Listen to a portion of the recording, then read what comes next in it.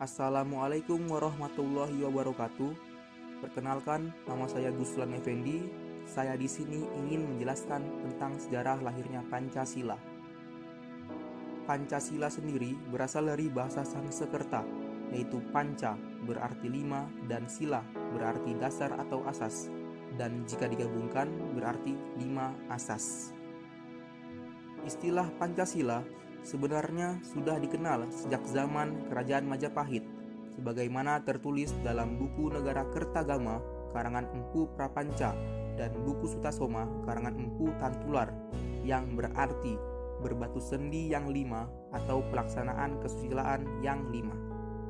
Sejarah perumusan Pancasila sebagai dasar negara merupakan bagian besar dari sejarah perjuangan bangsa Indonesia dalam melawan dan mengusir penjajahan.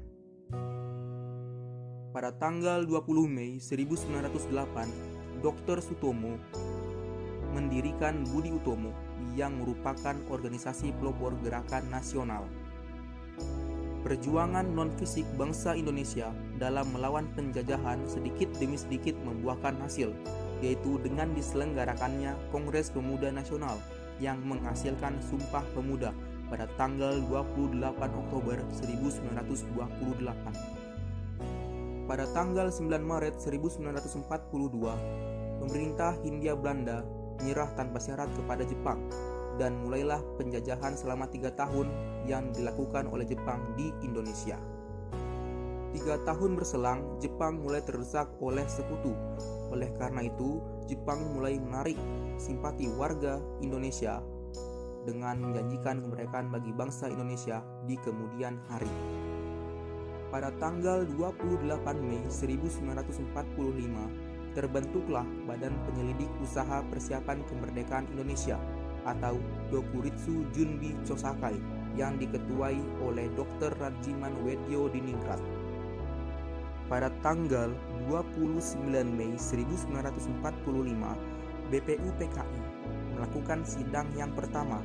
Dalam sidang tersebut, BPUPKI membahas tentang Undang-Undang Dasar dan persoalan mendasar tentang negara Indonesia merdeka.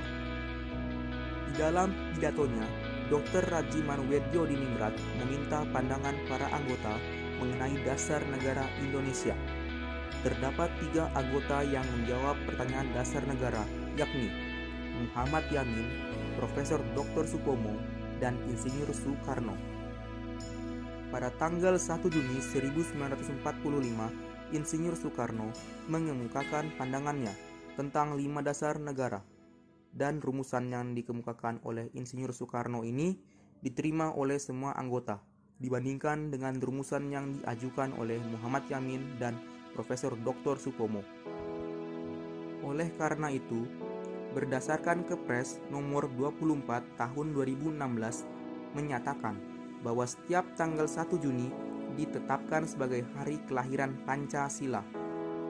Untuk menindaklanjuti sidang pertama BPUPKI, maka dibentuklah Panitia 9 yang diketuai oleh Insinyur Soekarno. Dan hasil dari tindak lanjut yang dilakukan oleh Panitia 9 menghasilkan rumusan pembukaan Undang-Undang Dasar pada tanggal 22 Juni 1945 yang dikenal dengan Piagam Jakarta atau Jakarta Charter, yang di dalamnya termuat rumusan kolektif dasar negara Indonesia merdeka. Sidang kedua BPUPKI dimulai pada tanggal 11 Juli 1945, dan di dalam sidang yang diselenggarakan beberapa hari tersebut, BPUPKI menghasilkan rancangan pembukaan Undang-Undang Dasar serta rancangan batang dan tubuh Undang-Undang Dasar. Rancangan dasar negara terdapat pada alinea keempat Piagam Jakarta. Namun, terdapat sedikit perbedaan dengan Pancasila, yaitu pada sila pertama, alinea keempat Piagam Jakarta yang berbunyi, ketuhanan dengan kewajiban menjalankan syariat Islam bagi pemeluk-pemeluknya. Pada tanggal 7 Agustus 1945, BPUPKI dibubarkan dan digantikan oleh Panitia Persiapan Kemerdekaan Indonesia atau Dokuritsu Junbi Inkai yang diketuai oleh Insinyur Soekarno dan wakilnya Dr. Randos Muhammad Hatta, dan panitia ini bertugas untuk menyelenggarakan kemerdekaan Indonesia. Sidang pertama PPKI diselenggarakan pada tanggal 18 Agustus 1945, sehari setelah memproklamasikan kemerdekaan Indonesia. Dengan mengedepankan persatuan dan kesatuan, sebelum sidang dimulai, Insinyur Soekarno dan Dr. Andos Muhammad Hatta meminta untuk membahas kalimat sila pertama dalam dasar negara yang berbunyi, ketuhanan dengan kewajiban menjalankan syariat Islam bagi pemeluk-pemeluknya. Akhirnya, dalam usulan tersebut disepakati untuk mengganti kalimat tersebut dengan ketuhanan yang Maha Esa, seperti naskah Pancasila sekarang. Di dalam sidang tersebut juga menetapkan Piagam Jakarta sebagai pembukaan Undang-Undang Dasar 1945 yang di dalamnya termuat Pancasila sebagai dasar negara Indonesia, serta menjadikan Insinyur Soekarno dan Dr. Andos Muhammad Hatta menjadi Presiden dan Wakil Presiden pertama bangsa Indonesia.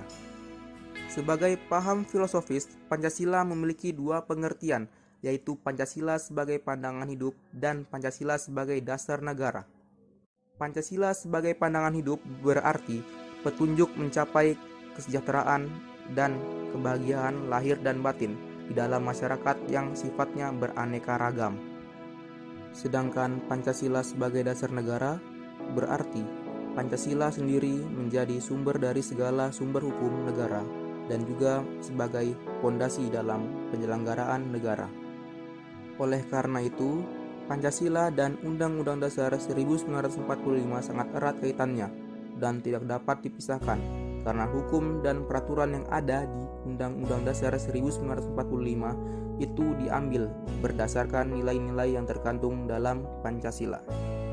Dan kita sebagai rakyat bangsa Indonesia harus menghargai dan menerapkan nilai-nilai tersebut ke dalam diri kita di kehidupan sehari-hari agar terwujudnya cita-cita para leluhur negara, yaitu hidup aman, tentram, adil, dan tolong-menolong. Sekian penjelasan dari saya, kurang lebihnya mohon maaf. Wassalamualaikum warahmatullahi wabarakatuh.